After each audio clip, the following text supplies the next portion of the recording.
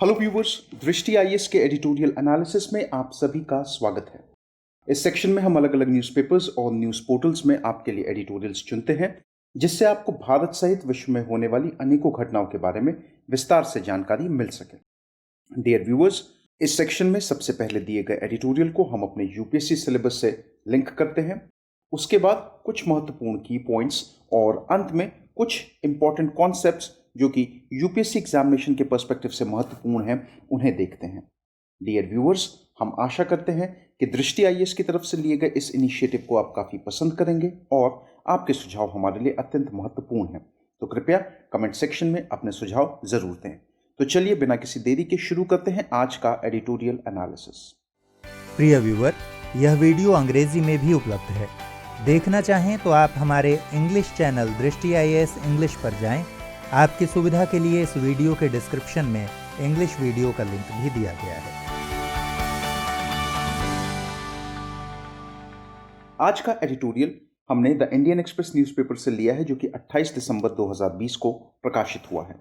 आज के एडिटोरियल का शीर्षक है न्यू ब्रिटेन। आज के एडिटोरियल को यदि हम समराइज करें तो हम ये कह सकते हैं कि ब्रेक्सिट सौदा ब्रिटेन की विदेश आर्थिक नीति और अंतर्राष्ट्रीय संबंधों का पुनः निर्माण करेगा और यहाँ भारत के लिए एक अवसर का निर्माण हो सकता है। यदि आज के एडिटोरियल को हम अपने यूपीएससी सिलेबस से लिंक करें तो हम उसे जीएस पेपर 2, जिसमें सेक्शंस जैसे कि polity, constitution, governance, international relations इत्यादि से जोड़ करके देखा जा सकता है। आज के एडिटोरियल के कुछ प्रमुख बिंदु। ब्रिटेन और उसके सबसे बड़े आर्थिक साझेदार यूरोपीय संघ के बीच व्यापार की नई शर्तों पर क्रिसमस के दिन संपन्न हुआ समझौता प्रधानमंत्री बोरिस जॉनसन की कंजर्वेटिव पार्टी में सभी को संतुष्ट तो नहीं करेगा, लेकिन उम्मीद है कि इसे पार्टी के बहुमत का समर्थन प्राप्त होगा। अब यहां पे हमें एक देखना है कि ब्रिटेन जो यूरोपियन यूनियन से 31 जनवरी 2020 को बाहर हो गया,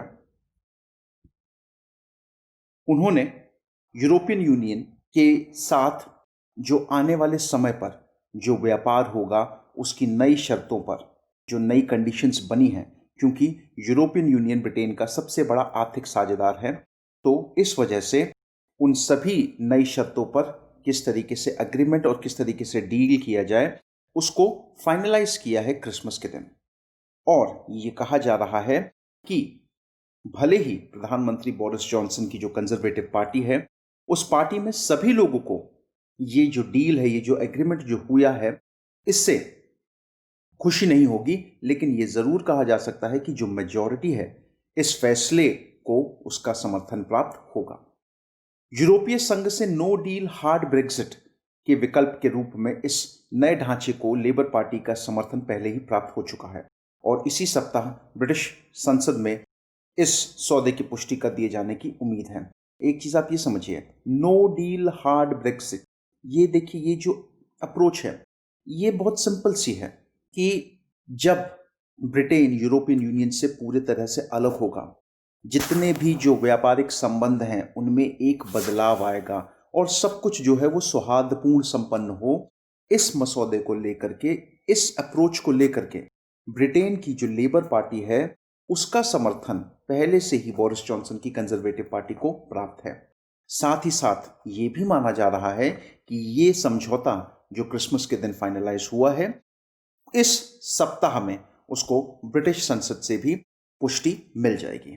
अब इससे पहले कि हम लोग आगे बढ़ें, थोड़ी सी जानकारी जरा हम लोग देख लेते हैं कि ये जो डील है ये क्या है और इससे होगा क्या, इसका बैकग्राउंड क्या है। देखिए, यूनाइटेड किंगडम और यूरोपियन यूनियन ने एक ऐसी डील फाइनलाइज करी है जो उनकी आने वाले समय में जो रिलेशनशिप रहेगी उसको डिफाइन करेगी। जैसा कि हम लोग जानते हैं कि यूनाइटेड किंगडम ने यूरोपियन यूनियन को 31 जनवरी 2020 को छोड़ दिया। तब से दोनों जो पक्ष हैं वो आपस में एक दूसरे से बातचीत करते आ रहे हैं कि आने वाले समय में जो व्यापारिक संबंध हो या अन्य संबंध हो उनकी क्या शर्तें तय की जाएं। यहाँ पे ये देखना है कि ये डील मुख्यतः किन किन चीज़ों को कवर करेगी। यहाँ पे नए नए रूल्स बनेंगे, किस तरीके से यूनाइटेड किंगडम और यूरोपियन यूनियन के बीच व्यापार होगा, लोग काम कर सकेंगे, और साथ ही साथ जो लोगों के जो रहने का जो पैटर्न होगा उसको देखा जाएगा। यहाँ पे ये बहुत साफ कहा गया है कि कोई भी गुड, कोई भी ऐसी वस्तु जो दोनों जगह से बॉर्डर पार करे, मतलब यूरोपियन यूनियन से ब्रिटेन में आए या ब्रिटेन से यूरोपियन यूनियन में आए, उसके ऊपर किसी भी तरीके का कोई टैक्स नहीं लगेगा। कोई भी चीज कितनी भी मात्रा में आ रही है उसके ऊपर भी कोई पाबंदी नहीं होगी। तो यहां पे ये देखने वाली बात है कि टैक्स के संबंध में हमने इस्तेमाल किया शब्द टैरिफ, और लिमिट क्वांटिटी के संदर्भ में हमने इस्तेमाल किया यहां पे ये जो शब्द है वो है कोटा। तो किसी तरीके का टैरिफ नहीं लगेगा और किसी तरीके का कोटा नहीं लगेगा। साथ ही साथ अब एक चीज और यहां पे जो देखने वाली बात है, ट्रेड के संदर्भ में जो हम लोग बात करें, ट्रेड के संदर्भ में ये हमको समझना है कि वो सभी निर्माता जो यूरोपियन यूनियन और यूनाइटेड किंगडम में है, उनको जो तय पैमाने होंगे, जो तय स्टैंडर्ड्स होंगे दोनों पक्षों के, उनके हिसाब से अपने सामान को बनाना होगा। मतलब कि जो यूनाइटेड किंगडम का जो निर्माता है उसको हो सकता है कि किसी एक वस्तु को लेकर के इंग्लैंड के जो स्टैंडर्ड्स हैं वो अलग हैं और यूरोपियन यूनियन के जो स्टैंडर्ड्स हैं वो अलग हैं। तो यहाँ पे हमको ये देखना पड़ेगा कि भाई जो भी निर्माता जो कोई चीज़ बना रहा है, किसी चीज़ का निर्माण कर रहा है, तो जो सेट स्टैंडर्ड्स हैं उन सेट स्टैंडर्ड्स का, उन मापदंडों का पूरी तरह से पालन करना पड़ेगा। यहाँ पर एक चीज़ और हमको देखनी पड़ेगी कि पहले की तरह नहीं चलेगा कि कोई भी डॉक्टर जो है वो यूरोपियन यूनियन के किसी भी देश में जाकर के प्रैक्टिस कर सकता है, या वेटनरी डॉक्टर है या आर्किटेक्ट है या इंजीनियर है। नहीं, अब उनको प्रमाणता लेनी पड़ेगी। वो यूनाइटेड किंगडम में रहना चाहते हैं, प्रैक्टिस करना चाहते हैं, या वो यूरोपियन यूनियन में प्रैक्टिस करना चाहते हैं, रहना चाहते हैं, मतलब प्रोफेशनल क्वालिफिकेशंस। जो फ्रीडम पहले थी, मूवमेंट पे आवाजाही की जो आज़ादी थी, उस पर भी रोक लगेगी। पहले किसी तरीके के वीज़ा की ज़रूरत नहीं पड़ती थी, लेकिन अब यदि दोनों पक्षों में से भी कोई भी किसी तरफ के नागरिक जाते हैं और उनका वहाँ पर आवास 90 दिन से ऊपर का होता है, यदि वो 90 दिन से ज़्यादा रहते हैं, तब वीज़ा की ज़रूरत पड़ सकती है। साथ ही साथ हम जानते हैं कि नॉर्थ सी के रीजन में हम लोगों को एक बहुत बड़ा फिशिंग ग्राउंड देखने को मिलता है। उसी के संदर्भ में यूनाइटेड किंगडम की यूरोपियन यूनियन के साथ कॉमन फिशरीज पॉलिसी भी थी। अब यूनाइटेड किंगडम को वो कॉमन फिशरी पॉलिसी भी छोड़नी पड़ेगी। अब सबसे बड़ी बात कि 31 जनवरी 2020 को जब इंग्लैंड ने छोड़ दिया, ब्रिटेन ने छोड़ दिया यूरोपियन यूनियन को, तो इतना समय डील फाइनलाइज करने में लगा क्यों? उसके पीछे सबसे प्रमुख कारण ये है कि दोनों पक्ष, यूरोपियन यूनियन और ब्रिटेन, इनके बीच में जो आपसी जो ट्रेड है वह 668 बिलियन पाउंड का है, और इन सभी चीज़ों को फाइनलाइज करने में हम लोगों ने देखा कि समय लगता है। तो आगे बढ़ते हैं। ये तो बात हो गई डील की, जो मैंने आपको बताया। अब थोड़ी सी ब्रेग्जिट के बारे में भी जानकारी प्राप्त करेंगे, लेकिन आने वाले समय में इसी वीडियो के। यूरोपीय सरकार भी 1 जनवरी से लागू होने वाले सौदे को मंजूरी देने के लिए तैयार दिख रही है। यह भी तय है कि इस जटिल समझौते, जो विश्व के 2 सबसे बड़े आर्थिक निकायों के बीच अधिकांश वस्तुओं पर शुल्क मुक्त व्यापार की गारंटी देता है, को लागू करने में कई बाधाएं सामने आएंगी। देखिए, बहुत जरूरी बात है समझने वाली ये कि इतना आसान नहीं होगा। भले ही डील हो गई है, भले ही एग्रीमेंट हो गया है, लेकिन लागू करने में ये बहुत टेढ़ी खीर होगी, बहुत समस्याएं जो है वो हमारे सामने आएंगी। और साथ ही साथ ये तो सिर्फ बात हो गई ट्रेड की, इसके अलावा विधि प्रवर्तन, सुरक्षा, डेटा प्रवाह, कई ऐसे महत्वपूर्ण क्षेत्र हैं जिसका जो व्यापक समझौता, व्यापक आवागमन हो सके, व्यापक सहयोग हो सके दोनों पक्षों के बीच में, उसको भी हमें एक सुचारू माध्यम से आने वाले समय में चलाना होगा और कोशिश करनी होगी कि एक बेहतर प्रक्रिया से इन सभी चीजों को हम लोग प्राप्त कर सकें, और दोनों पक्ष जो हैं वो जल्दबाजी ना करते हुए, एक दूसरे की मजबूरियों को समझते हुए ही आने वाले समय में अपने अपने मुताबिक कदम उठाएं। वर्तमान परिदृश्य, जबकि यूरोप ब्रिटेन के अलग होने पर एक अफसोस का भाव रखता है और ब्रिटेन के साथ एक नई शुरुआत की उम्मीद कर रहा है, जॉनसन इसे एक बड़ी राजनीतिक जीत बता रहे हैं, जहां ब्रिटेन के पास स्वयं के कानून निर्माण और अपनी शर्तों पर विश्व के साथ संलग्न होने की संभावना होगी। देखिए, यूरोपियन यूनियन से जितनी बार पूछा गया है कि ब्रेग्जिट को लेकर के उनका रवैया क्या है, तो यूरोपियन यूनियन ने बहुत साफ तौर पे कहा है कि वह बिल्कुल खुश नहीं है ब्रेग्जिट से। हालांकि यदि बोरिस जॉनसन की मानी जाए तो बोरिस जॉनसन का कहना यह है कि यह उनके लिए एक बहुत बड़ी राजनीतिक जीत है और साथ ही साथ अब ब्रिटेन के पास अपनी खुद के शर्तों पर किस देश के साथ किस तरीके से ट्रेड करना है, क्या पॉलिसीज रखनी है, किस तरीके के द्विपक्षीय संबंध रखने हैं ट्रेड को लेकर के, उन सभी चीजों को लेकर के ब्रिटेन के पास अपनी इच्छा होगी और वो अपनी मर्जी से सभी देशों के साथ अपने रिलेशंस जो है वो इस्टेब्लिश कर सकता है। क्योंकि यूरोपियन यूनियन से जुड़ा हुआ था पहले, इस वजह से उसको यूरोपियन यूनियन की शर्तें माननी पड़ती थी। जॉनसन की सफलता से द्वितीय विश्व युद्ध के बाद यूरोप के साथ ब्रिटेन के संबंधों की प्रकृति पर ब्रिटेन में लंबे समय से जारी राजनीतिक मतभेद का अंत हो जाने की उम्मीद है। देखिए, द्वितीय विश्व युद्ध के बाद से ही ब्रिटेन और यूरोपियन यूनियन के जो संबंध है, भले ही ब्रिटेन यूरोपियन यूनियन का संबंध रहा है, सन 1957 में जब यूरोपियन यूनियन बना था तब से दोनों के बीच में संबंध हैं, लेकिन अगर हम लोग बात करें तो ब्रिटेन में इन संबंधों को लेकर के, क्योंकि एक पक्ष था जो हमेशा कहता था कि यूरोपियन यूनियन एक तरीके से बोझ है, दूसरा पक्ष था वह हमेशा यह कहता था कि यूरोपियन यूनियन के साथ जुड़े रहना वो पक्ष में होगा ब्रिटेन के। तो एक लंबे समय से जो गतिरोध चला आ रहा था उसको पूरे तरीके से खत्म कर दिया है बोरिस जॉनसन ने। अब इससे पहले कि हम लोग आगे बढ़े, थोड़ा सा जरूरी है कि एक बार ब्रेग्जिट के बारे में हम लोग जान लें कि ब्रेग्जिट था क्या। तो देखिए, ब्रेग्जिट का मतलब British exit from European union. British जो आपका यूनाइटेड किंगडम है वो यूरोपियन यूनियन से बाहर आया। ये जो ब्रेग्जिट जो शब्दावली है ये आई है इस शब्द से जिसका नाम था ग्रेग्जिट। देखिए, 2012 में जब ऐसा माना जा रहा था कि ग्रीस का पॉसिबल एग्जिट हो सकता है यूरोपियन यूनियन से, तो उस समय यह शब्दावली आई सामने, ग्रेग्जिट। ब्रिटेन के संदर्भ में अगर हम लोग बात करें तो ब्रिटेन, मैंने आपको बताया कि बहुत ही कठिन रिलेशनशिप रही है ब्रिटेन और यूरोपियन यूनियन की शुरुआत से, और पूर्व में भी कई ऐसे अटेम्प्ट किए गए हैं कि ब्रिटेन को यूरोपियन यूनियन से अलग किया जाए, लेकिन सफलता प्राप्त नहीं हुई। अब यूरोपियन यूनियन क्या है, थोड़ा सा जानकारी देख लेते हैं। सन 1957 में एक पॉलिटिकल ट्रेड इकोनॉमिक यूनियन है जिसकी स्थापना हुई थी। 51 देश हैं यूरोप में, उसमें से 28 देश ऐसे हैं जिन्होंने एक संधि पर हस्ताक्षर किए हैं जिससे कि वह यूनियन यूरोपियन संघ का हिस्सा बन सके। ओके, यहां पे ट्रीटी में यह कहा गया है कि एक यूरोपियन पार्लियामेंट होगी और एक यूरोपियन काउंसिल भी होगी।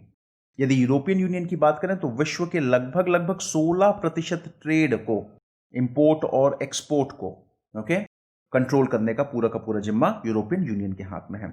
विश्व का सबसे बड़ा ट्रेडिंग ब्लॉक है, अमेरिका से भी आगे। एक बहुत इंपॉर्टेंट जानकारी यहां पे, 2012 में नोबेल पीस प्राइज पुरस्कार भी मिल चुका है यूरोपियन यूनियन को। और अगर यहां पे एक बात करें हम लोग कि सबसे जरूरी जो चीज है हमारे लिए देखने की, वो ये कि यूरोप में 19 देश ऐसे हैं जो एक कॉमन करेंसी फॉलो करते हैं जिसका नाम है यूरो। ओके, जिसका नाम है यूरो। और यहां पे समझने वाली बात है कि ब्रिटेन जो कि यूरोपियन यूनियन का मेंबर है, मगर उसके यहां पे ये कॉमन करेंसी नहीं चलती है, उनके यहां पे वही पाउंड और स्टीयरलिंग ही चलता है। ब्रेग्जिट की शुरुआत कहां से हुई? एक कैंपेन शुरू हुआ जिसका नाम था लीव कैंपेन।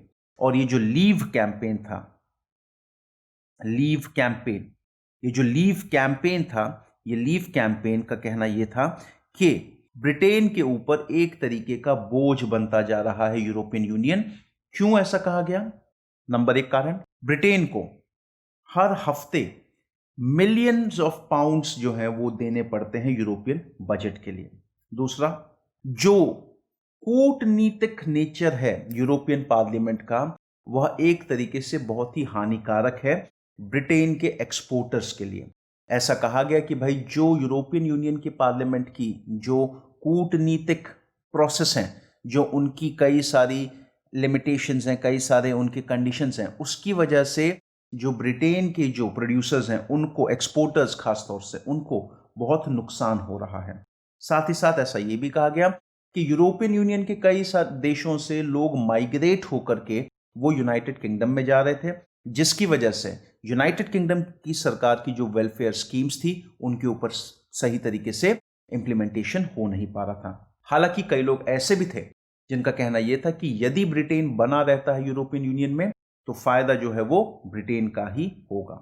सन 2015 में डेविड कैमरन अपने चुनाव प्रचारों के दौरान उन्होंने ये कहा कि यदि वे जीतते हैं तो कंजर्वेटिव पार्टी आने वाले समय में ब्रेग्जिट के लिए रेफरेंडम करवाएगी।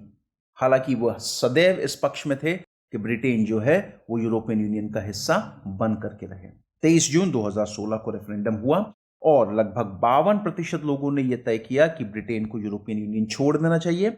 48% इस पक्ष में थे कि ब्रिटेन को बने रहना चाहिए यूरोपियन यूनियन में। तो ये था पूरा का पूरा ब्रेग्जिट की कहानी।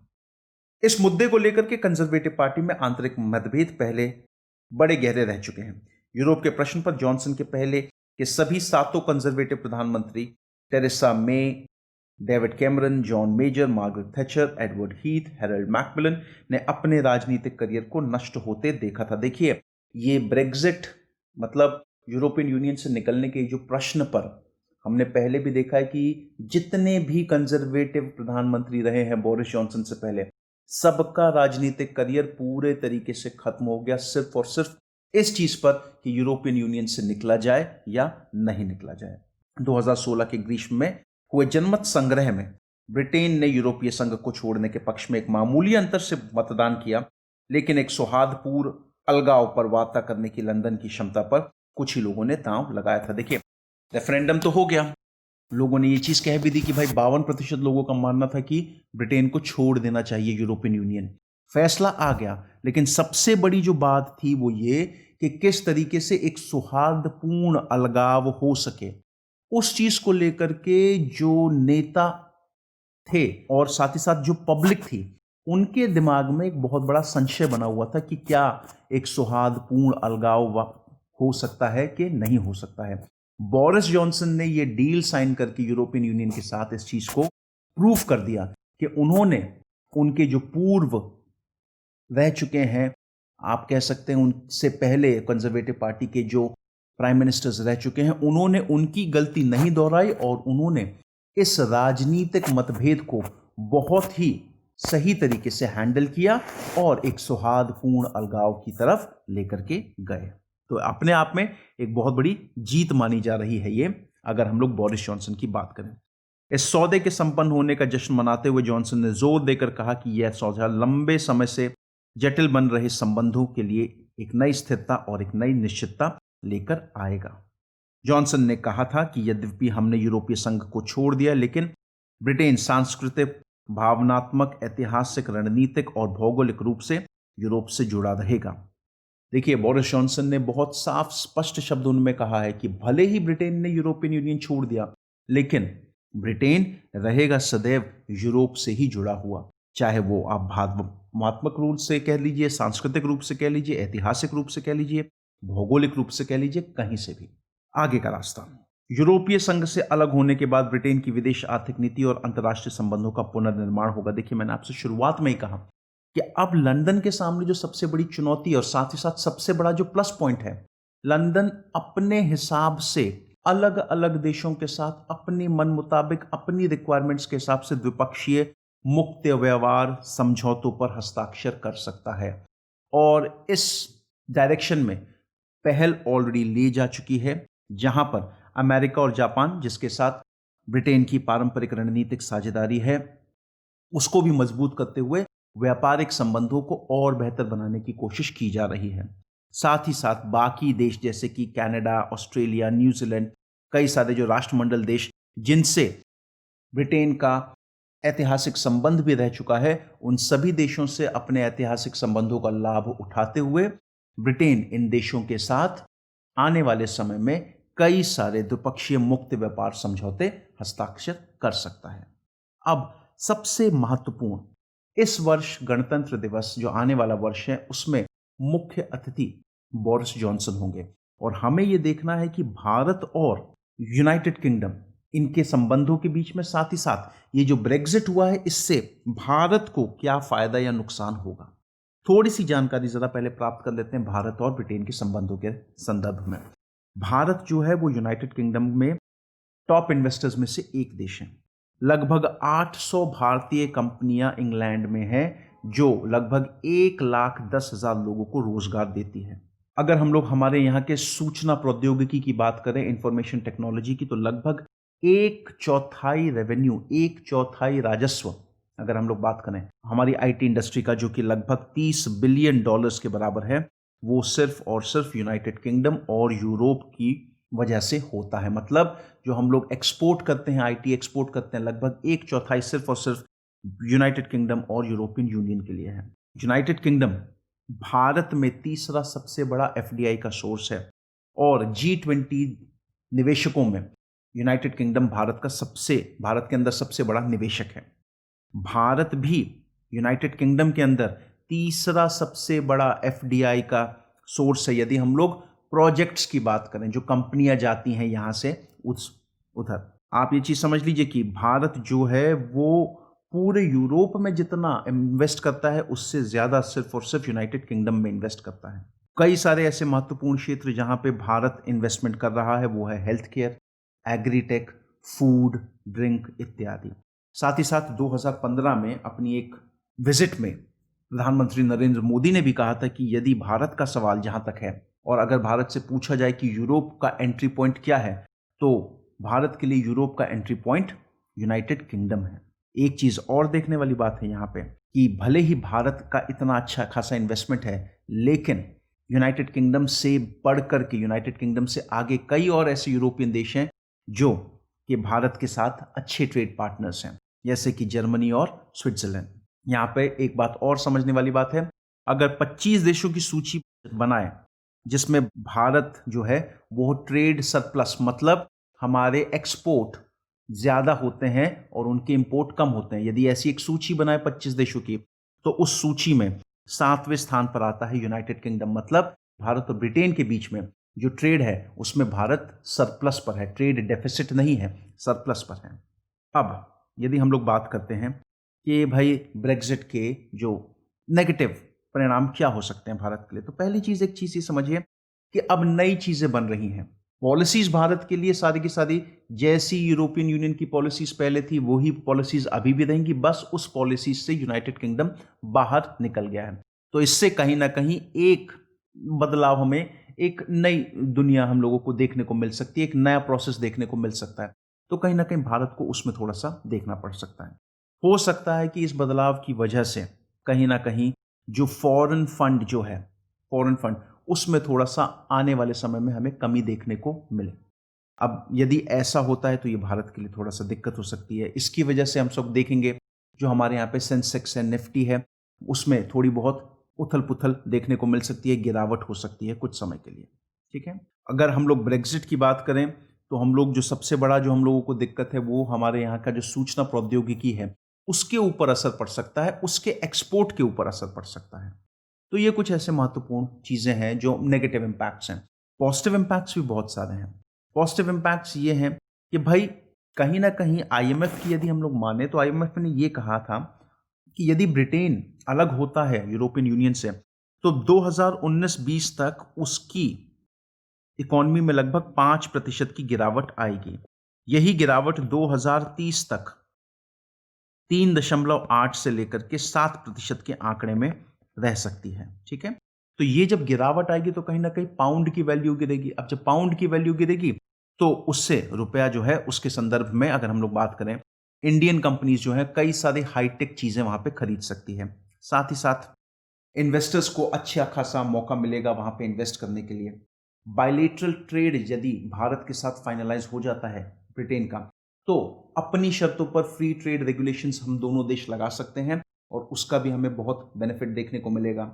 कई सारे भारतीय टूरिस्ट जो हैं वो विदेश में ब्रिटेन को चूज कर सकते हैं। कई सारे भारतीय स्टूडेंट्स वहां पर पढ़ने जा सकते हैं क्योंकि वहां पर तुलनात्मक यूरोप के फीस जो है वो काफी कम है। तो ये कुछ ऐसे एस्पेक्ट्स हैं जिन्हें आने वाले समय में हम लोग तलाश कर सकते हैं नई नई पॉसिबिलिटीज की।